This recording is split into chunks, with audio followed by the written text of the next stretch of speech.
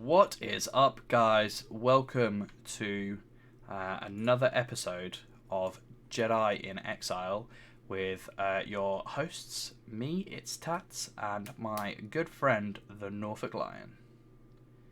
Good evening, Matthew. How are we doing? Yeah, good man. How are you? Yeah, good. Very, very excited. So, we're here again to chat about Book of Boba Fett. We are on to episode 4, which released this morning. So both of us have had a chance to watch it. We've both kind of got a few key takeaways and a few kind of maybe slightly more niche and some mainstream kind of Easter eggs, like little teasers for the fans that we just want to call out and kind of make people aware of and just have a little bit of a chat about. So I guess question one to you: what did you think of the episode? Yeah, it was good. You could definitely tell that we're now not at the point where the first two slash three, even last week's episode, kind of was just like teeing up. It's a new series as much as it's not new characters. It is a new series, and it's been fairly slow, but now we are really getting into the crux of everything. So there was more of the flashback in this episode. So it was about a 48-minute episode. Probably a good 30/35 minutes of that was flashback past. But no, I really, really enjoyed it. There wasn't a lot for me that actually.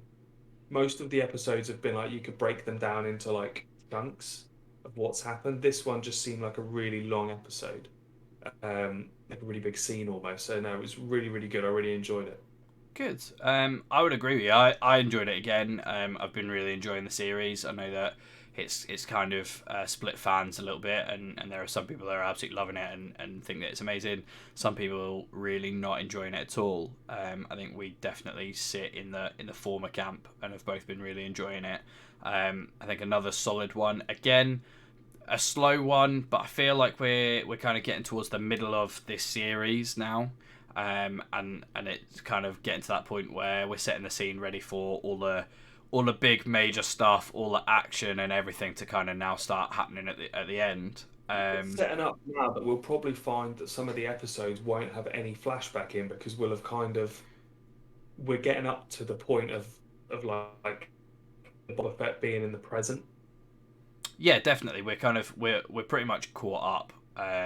We're getting close to getting caught up. So obviously we've seen the piece with Fennec Shand, where it kind of ties in with what happened in season 2 of The Mandalorian, when Din goes out into the desert of Tatooine and they end up shooting her. So we are very close to being caught up to present day. So yeah, I think we will start seeing less and less of the flashbacks now. I think the flashbacks were definitely to add context, maybe Yeah, provide a little bit of character development with kind of the changes in Boba that we've seen from his reputation through Clone Wars and the original trilogy into where we are now. So I guess for me, kind of one of the big takeaways that I kind of want to chat about is there was a little bit of what I think was a bit of a throwaway comment. A lot of fans will have seen as a throwaway comment, maybe not necessarily picked up on first watch. Um, yeah. and when Boba and Fennec are sat out in the desert after he's kind of rescued her, he talks about the fact that he wants revenge on this biker gang, the Nikto Sand Riders, I think they are, and because they killed the Tuscans. And Fennec's response to that is something along the lines of a biker gang defeating a clan of Tuscans is highly unlikely. So to me, that kind of is now starting to sow the seed of, are they a biker gang? Was it even them, or are they being, like set up for it? Is it somebody with a vendetta against Boba and trying to send a message? Like, what is going on there? And I really hope that that's something that's Ways that explored. that can yeah. There's so many ways that that can be taken because I would think it would be easy for that biker gang to shoot the Tuscans, but proficient Tuscans are at fighting. I don't know how proficient they are. So it's yeah, it's a strange one. I'm interested to see where they take the series now with how that goes. So yeah, it's a big takeaway.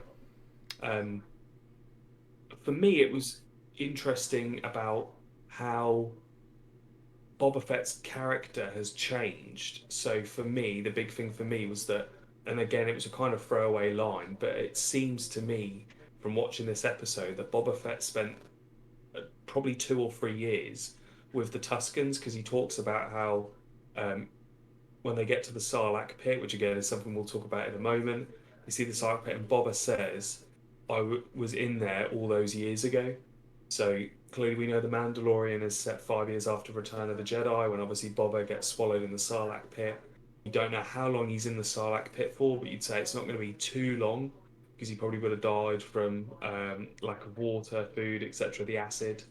Um, so it's just really interesting to see how his character, from spending all that time with the Tuscans, how he's gone from like this. Let's face it, he's a baddie. He's a bounty hunter. He's working to try and get find Han, which he succeeds in. Um, Vader wants him to find the Millennium Falcon so he can get Leia and Luke. Like he is, he's a fairly he has a big impact on the original trilogy on the series. But now we see that kind of, I suppose, good side of him. But he is now a good person. He wants to throw off the shackles of being, hired to kill people. He's always in someone's service, and he doesn't want that anymore. He's seen that kind of, and we spoke about it just briefly before off camera. He wants to be part of a clan because that's what he's learned kind of from the Tuscans. He's kind of got that respect from them. And do you know what? It's nice to kind of see it come full circle, purely because I think for those that have watched the Clone Wars, kind of what we see is we kind of see a young Boba manipulated by some more senior bounty hunters into kind of helping them out, doing their bidding, and he feels like he's part of a team, but he's just being manipulated and used by these other people, primarily kind of for the Jedi, isn't he? yeah, primarily like Bosk, and I can't think of her name, or a Singh, yeah, and so to kind of see that now flipped on its head a little bit, to see, because he then went solo, did his own thing, like to now see that flipped on its head, and he's gone back to that, but this time actually not being manipulated into doing it through choice because he thinks that that's the right thing to do. So yeah, really interesting to kind of see that. For a good 25 years at this point, hasn't he? So he's probably like, I'm sick and tired of it. He wants to almost retire to, luxury. And also, how big is Jabba's palace? I know. When the drone was going and mapping it, and it just kept going and going and going. Yeah. It's mental. But no, I think it's been interesting to kind of see that development. I think we can't talk about this episode without talking about one of the really hot topics at the moment, which is Boba Fett's ship. Return to him, obviously quite a pivotal moment within the series that he finally gets his ship back. I kind of just, out of stubbornness, want to call it Slave One.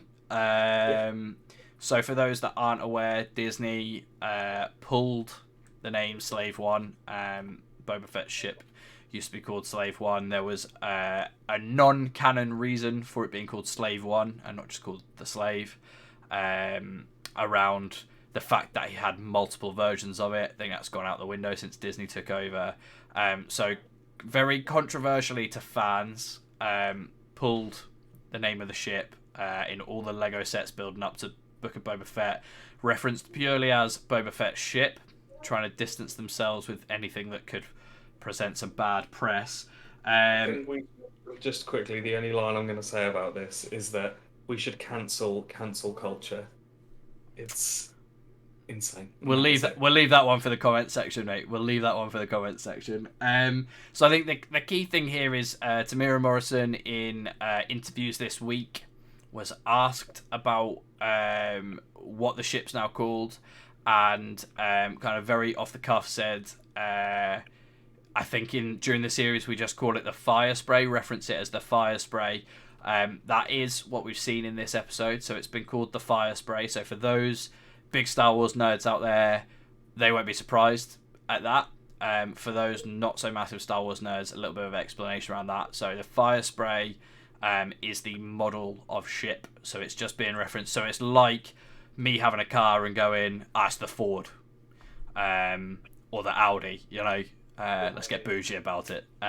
So I've been watching The Apprentice. just an interesting one to call out. I think that we've now had that confirmed, and Disney have obviously drawn a line there, done what they're going to do, and we'll see if it develops into anything else and if it gets a proper name or if it's just going to be referenced as the Fire Spray from now on. It's battered, doesn't it? Like the ship itself.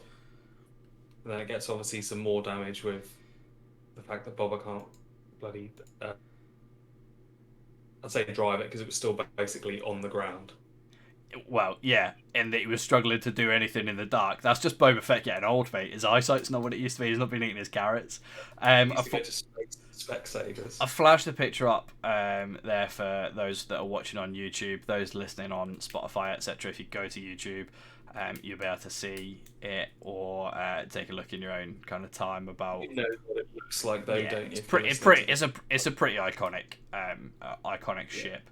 So next key thing for me to talk about, I think, was Fennec Shand. We get this very, very interesting kind of look at a modification that's done to her. So obviously we had body mods teased last episode with Vespergate and Mos Vesper. So that was kind of, that seed was sown, and we got the context behind that. Very interestingly, I'm going to flash up a picture for those that are watching. This is a picture from a tweet that Ming-Na Wen, who plays Fennec Shand, put out this past week, which is some concept art from Mandalorian and Book of Boba Fett, where we see these mods already taken place. So it's very, very interesting that she teased this out there. People are kind of like, oh, it's just concept art. Obviously, we know very famously from like some of the Ralph McQuarrie drawings from the original trilogy and stuff that a lot of concept art gets drawn and not all of the concepts are gone with. And they share a lot of the concept art and stuff at the end of the episodes in the credits. That was something that we saw with The Mandalorian, and we've seen with this as well. So it's just interesting that this came out a good few days before the episode, and then we've had it confirmed that this actually is the case. I feel like C-3PO is like a real trendsetter with this, because it must be something good about showing off a bit of like who needs abs when you can just have robotics inside you, like done. Yeah, it's interesting. Yeah, so obviously Boba finds Finnick. He's on his bantha. He's coming back from seeing the Tuskens all been killed, and he notices. Well, it's like to me, it seemed like a ship that had crashed. So he goes to look at what it is, and he sees Finnick on the ground. She's clearly been shot. She's going to die soon. And he picks her up and takes her to this modified guy. It's like our version of like a tattoo parlor. And he starts working on her and puts these mechanical bits in there to save her life. And it starts this kind of partnership that Boba and Finnick then have, that clearly we see in The Mandalorian and now in the Book of Boba Fett. So it's interesting though, because my question when I was seeing this first time, I was like, does this mean she's going to have a power? Because remember last week's episode, we've got this gang that now works for Boba. They are paying to have modifications, and it enhances, they have some kind of power from it, whether it's the strong eyesight, or I can't remember what the other guys have got. But has Finnick is she more advanced now? That's what I want to know. Nothing seemed to be really hinted at in this episode, so maybe not. That'll be interesting for me if that's answered going forward. No, definitely. And I guess time will tell. We'll see what comes out and see where Disney and Big John and Big Dave go with it. I feel like we talk about them so much, we must be on first name terms, right? Like that's where we get. It should be the John and Dave podcast. Exactly. So the the next kind of, I guess, Easter egg, like callback, whatever you want to call it, that I guess we want to touch on, and I'll let you touch on this a little bit, but we got to see a very interesting droid working in Jabba's palace. I'll throw a picture up on the screen, and I'll let you just go. Yeah, so you see the two. So what I liked about this scene actually, so Boba and Finnick are trying to get into Jabba's palace to obviously get Boba's shit back, the fire spray, and they go through the kitchen. Now you see the original droid from Return of the Jedi, who like is in charge of all of Jabba's droids. So when 3PO goes in, he's like, take this one up to the master's quarters. He's going to be the translator. He's there. And then there's this dude who is like a General Grievous droid, who is cutting up loads of like bean shoots and stuff, and suddenly starts doing the whole Grievous spinny the ceiling fan. Yeah, and Boba has got like he's looking like Obi-Wan. He's trying to get in the middle of it until Finnick just comes and like slices his neck. It's so I feel cool, but it reminded me. It's like. Spirit of General Grievous lives on. So I feel like, and going slightly more like meta Easter egg than just Star Wars, there's a really famous scene in one of the Indiana Jones movies where a guy jumps out on Indiana Jones with a sword, like starts swinging it around, like, and is crazy. And very famously, like Harrison Ford was like hungover or ill, was supposed to do this massive fight scene. And he basically like pulls out the prop gun and like pretends to shoot him, and they're like, that's what we're gonna do in the movie because it's funny. I feel like this was the thing, like this was teeing it up for, we're gonna get this awesome hand-to-hand combat scene, and then Finnick's just like, nah, done, slit the throat, done, gone. So that was a nice little nod to fans with the whole like Grievous, thing. So pretty cool. I guess moving on. The other big kind of key bit was Boba going back to face the enemy, and we see him kind of yeah, exactly, return to the Sarlacc Pit with the fire spray. So we're getting back into like where we see him in Mandalorian, aren't we? This is like coming up towards the end of him chasing down his armor. Past, yeah, because it's him, yeah, like you say, trying to get his armor. So this is where I was a little bit confused, but I suppose it's because he was so out of it. Because he obviously cannot remember being stripped of his armor or leaving the Sarlacc Pit with his armor. Yeah, it was the first scene we see, pan down of the Tatooine twin sons. The arm comes out of the sand and he's got his armor on. So it's obviously he was so out of it with the acid that that sounds weird, doesn't it? He was basically on drugs on the acid. But he's got the acid from the Sarlacc Pit. It's exhausted him that much that he can't remember that he actually got out of there with his armor on.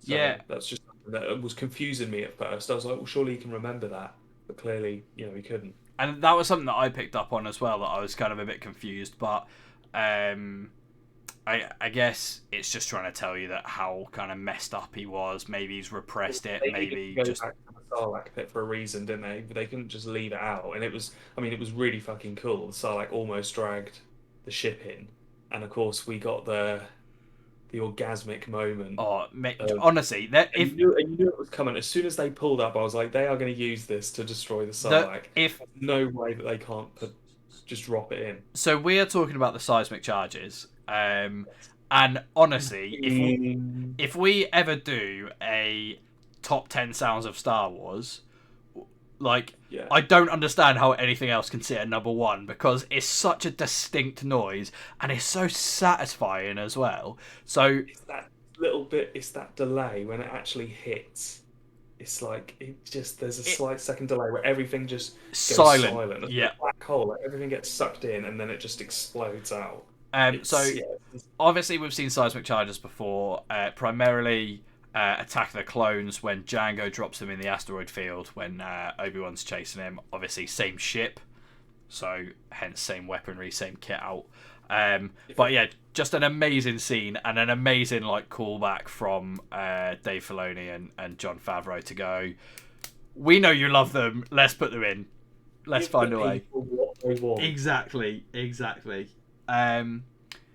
So they were kind of the big things. I'm gonna wrap up with what I think, though, is probably the most important thing for me, from this week's episode, and for those that have watched some of the previous episodes, if you haven't, they're on YouTube. Go watch them. We talked about it, and we theorized, and we're kind of like, has it been confirmed? Hasn't it been confirmed? It has now been confirmed in universe that we have the return of Max Rebo. Max Rebo is back, and we are loving it. So again, throwaway line for those that are massively into Star Wars and know who some of the niche characters are, because don't think they're ever actually named within previous kind of visual mediums, only like in books and kind of some of the expanded stuff. Max Rebo, the band that played at Jabba's Palace in Return of the Jedi, they're working at the casino. We theorised that was who it was. It's been confirmed. Play it again, Max, is all I want to hear on repeat. And that, for me, is the biggest news. I love to see it. Yeah, and just I want to finish for me just talking quickly about that scene that he's the Max Rebo band's at the end of. We see Chewie, Chrysanthemum, chops off the arm of a Trandoshan, who you can clearly see he's like on his own in the corner in the casino. He's obviously been having a load of drink. He sees these Trandoshans winning loads of money on whatever it is they're gambling on. Gets really annoyed, goes over and starts beating them all up. And so he's still in this series, and he, for me, is still going to be a big part of this series. He is going to be, whether Boba makes a truce with him and he comes and works for Boba. Well, he's got him working for him at the meeting, hasn't he? He's got him like there as a guard. And it kind of is he kind of says you'll need some work and kind of tries to pull him in. So yeah, and I don't know whether that will then be like the kind of thing that he's done with Finnick, where it's like his clan. It's not just going to be that Chrysanthemum's working for him. He's going to be almost like a partner. Yeah. So that'll again. It's just these little things where, although the story is focused on Boba, there's so many other people's stories that you want to know the answer to, and they're all obviously you'd think going to be funneling in to the main storyline. So yeah, that'll just be exciting to see. So for me, that was a really good scene actually with the fight with Chrysanthemum. And I think for me, just one final comment on that is that last week, if you've not seen the episode, it's up on YouTube. Go watch it from when we chatted about this last time. But there's so much hype around Chrysanthemum for kind of potential places to go where we've seen him before in some of the comics and some of the other characters that he has dealings with and has close relationships with, that are we then going to see those brought into live action and see those again? And for me, that's just really exciting and really interesting to see that these characters aren't being brought in. Like Black Chrysanthemum could have been in the episode with the twins at the, like when they Black Chrysanthemum, is that actually is he actually called Black Chrysanthemum? Yeah, he's called Black Chrysanthemum. Oh, is he? I thought it was because I was saying Black Chewie No, he's called Black. He's called Black Chrysanthemum. So I'll lend you the comics, mate. I'll lend you the comics that I've got of him in. That he rocked up with the twins. We then see him attack Boba, obviously in last week's episode. That could have been the end of it. Like that could have been his appearance in this done. And I feel like it's really nice that they haven't just gone, let's take someone, let's put them in the live action, but literally as like a cameo so that the fans go crazy for him and that's it. They've actually used him as a character, and it's clear that he's going to feature a little bit more in this. Yeah. You know what? For me, there's a big thing. There's a lot to be said for the fact that the only Wookiee we've seen in the main Star Wars films is obviously Chewie, and he's such a good guy that it's actually quite refreshing that Dave Filoni has introduced Black Chrysanthemum, and he's a bad Wookiee. You wouldn't assume that all Wookiees... You might assume that all Wookiees are good because of Chewie, but it's nice that we've got a different mix, that not everybody who's like a certain species is good and not everyone who's a certain species is bad. So I like that there's... And I love his weapons, these like knuckle... The electrified knuckle dusters. Electrified, yeah. So it's hand-to-hand combat's on point. So yeah, I love it. Cool. I mean, for me, we could sit and chat about some really niche Easter eggs, and we could be here for hours. Obviously, we're not going to do that. But let us know down below in the comments on YouTube, or let us know on our socials if you're listening on Spotify. Kind of, if you think we've missed any of the big things, any of the big Easter eggs, what your favourite kind of Easter egg was, and what you really enjoyed, and let us know what you're excited about for what's to come in the next handful of episodes. Other than that, I think what we'll do is we'll leave it there. We'll wrap up. All that's left to say is thank you, everybody, if you're still listening, for sticking around to the end. Thank you for all the support that you have been giving us over the past kind of couple of months since we started doing this. It's massively appreciated. If you don't want to miss anything, then go follow our socials. Also follow the Jedi In Exile socials, because we've been posting on there quite a bit on Instagram, TikTok, and Twitter in particular. Make sure you're subbed on YouTube if you want to be subbed on YouTube, and hit the notification bell if you don't want to miss any of our videos. Other than that, Brian, I'll leave you to sign off. Yeah, absolutely. Just to echo what Matt says, thanks for the support, everybody. Thanks for listening. I mean, we just like chatting to each other, so hopefully you like listening. So, yeah, really excited about what's to come with Book of Boba Fett. So for now, good night, and may the Force be with you.